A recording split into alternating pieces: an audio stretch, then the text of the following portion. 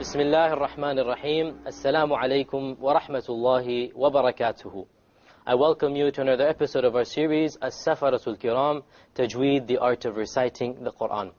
In our previous episode we were discussing the history of the compilation of the Quran, and we mentioned that the Prophet ﷺ would personally supervise and dictate the Quran as it was revealed, and this is especially so in the Madani stage, in the stage after the Hijrah. In fact, there are many names, dozens and dozens of names associated with writing down the Quran. The most primary name that the Prophet ﷺ would employ, the most primary companion, was that of Zayd ibn Thabit. Also, Muawiyah ibn Abi Sufyan, Amr ibn al-As, so many of the companions, even Umar ibn al-Khattab radiallahu anh, they all acted as scribes, as secretaries, if you like, who would record the Quran in the supervision, under the supervision of the Prophet sallallahu alaihi wasallam. The Quran was written down on various materials of their time. They didn't have paper. Paper was introduced after 90 Hijrah into the Muslim lands. It was not known to them before. They would write the Quran on leaf parchment, on the shoulder blades of camels, on leather of camel skin, other materials. They didn't have paper until a much later stage. So they would have various scraps of the Quran, if you like. And in fact, it is reported, Zayd has reported to have said that we used to compile the Quran from scraps, like a scrapbook, if you like. Because the Quran was not written down from A to Z in one book. It was not compiled in one book during the lifetime of the Prophet ﷺ, because there was simply no need to. There was no need to compile the Quran cover to cover. The entire Quran was written down, and the entire Quran was memorized, but it was in scattered form during the life of the Prophet ﷺ. And we'll continue along this in our next episode. Returning to our rules of tajweed, in our last episode we were talking about the rules of noon sakin and tanween. We now move on. This is the third of our episodes related to the rules of noon sakin and tanween.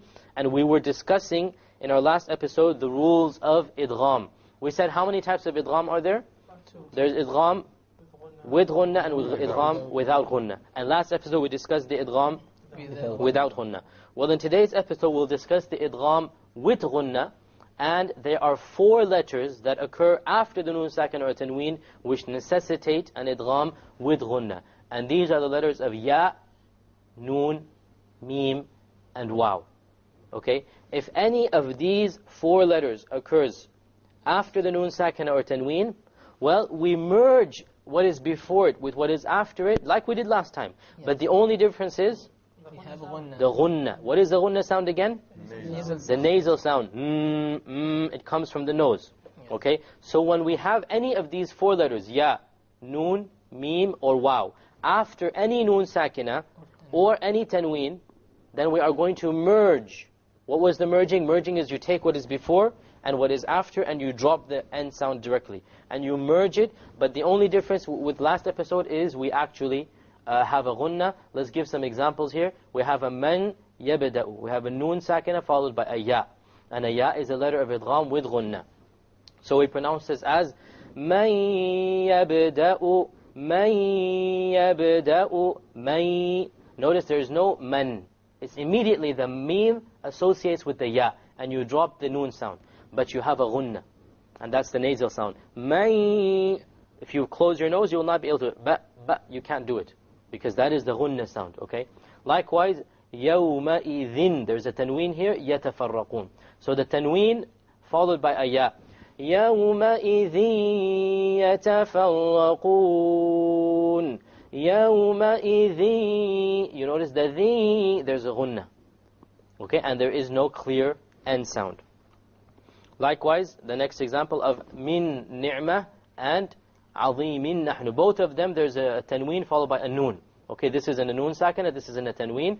Okay, min ni'matin, min. You have a noon followed by, noon sakin followed by a noon. You drop this end sound, you take this meme and you associate it or you merge it with that noon and you add a ghunnah.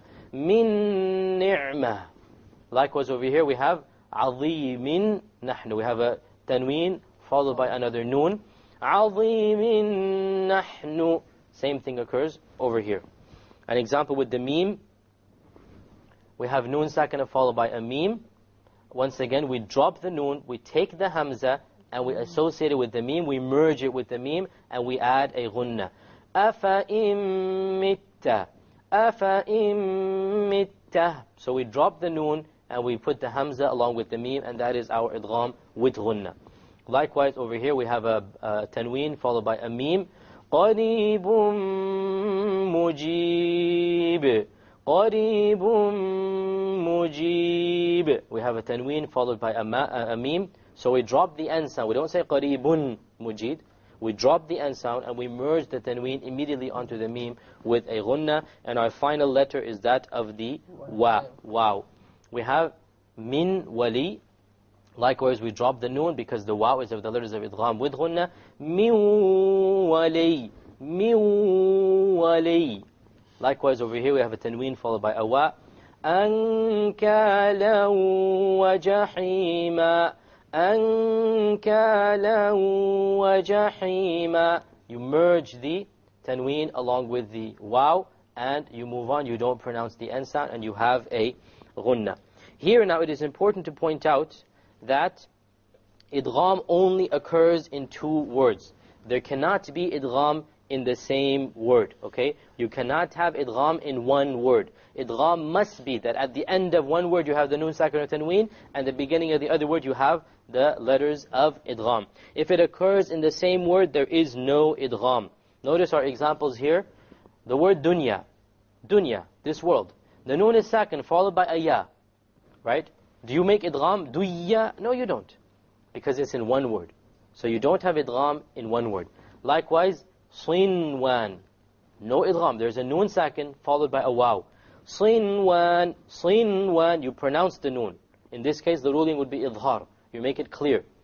Okay? Without any ghunna, you make the noon clear and you move on. Why? Because it's in one word. Likewise, bunyanahum. Bunyanahum. Bunyanahum. There's a noon sakin followed by a ya. You do not merge anything here because it is in one word. Even though there's a noon sakin followed by a ya, you are not allowed to do any merging because it is in one word. So remember, idgham occurs in how many words?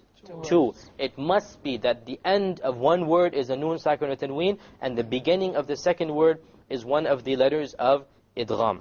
What are the letters of idgham? All of them? 6 letters, right? They have 6 letters of idgham. The 6 letters of idgham are yarmalun, or if you arrange them another way, you say lar yanmu. If you arrange it in a different way, you have a nice cut in the middle. And that cut will tell you which are the letters with ghunna and which are the letters without ghunna. Okay? The same 6 letters, yarmalun, lar yanmu, but if you arrange it in this way, it might be easier for you to remember. Remember all of these letters, why do we put them in a word? So you keep on repeating them. We have so many examples before. Who can give me an example before where we combined a lot of letters to memorize them? خُصَّ ضَغْطٍ قِضْ. Exactly. Another example? فَحَثَّهُ شَخْصٌ سَكَتَ. We didn't do that actually. It's a more advanced rule. But yes, إِبْغِ حَجَّكَ وَخِفْ عَقِيمَهُ. And how about the letters of qalqala? قُطُبِ جَد. So all of these letters, the purpose is, the ulama have just devised something for you. It's a mnemonic, you call it in English. You keep on repeating it until you memorize these particular letters. So the 6 letters of idgham are lar yanmu. Just keep on saying lar yanmu, lar yanmu. And when you say it, you will realize that the lam ra separates from the yanmu, and that's a convenient separation if you want to separate between the idgham without ghunna, which is the lam and the ra, and the idgham with ghunna, which is the yanmu. Okay? Let us now move on to our practice recitation of Surah Al-Ghashiyah. Surah Al-Ghashiyah is the 88th surah of the Quran.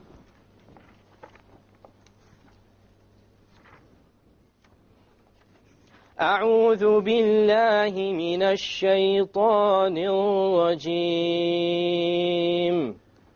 أعوذ بالله من الشيطان الرجيم. بسم الله الرحمن الرحيم. بسم الله الرحمن الرحيم. هل أتاك حديث الغاشية؟ هل أتاك حديث الغاشية؟ وجوه يومئذ خاشعة.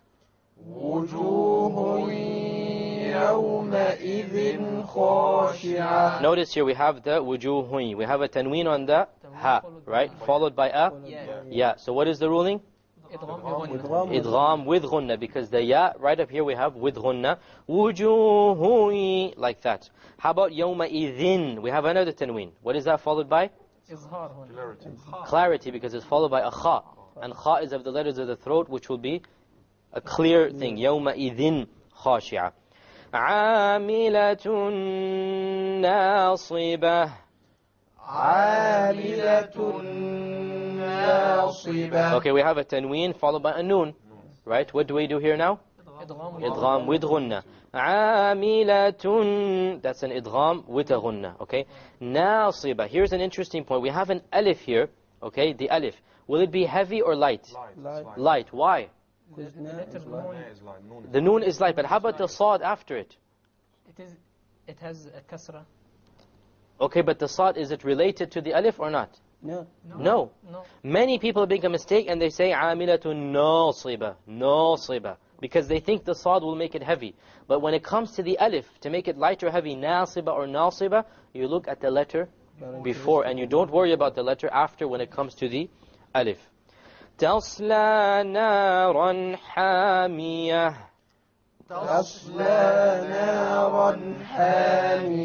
We have naran, a tanween. What did we do here? Idhar, because of the it's followed by a ha. Tusqa min aynin aniyah.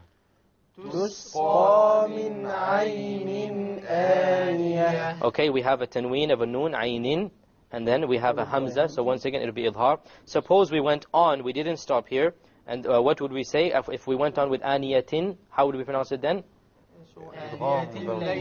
Okay, so because there's a tanween followed by a lam, so we would have idgham without ghunna. Let me say that for you. تسقى من عين آنية ليس لهم طعام إلا من ضريع. We have over here the aniyatil.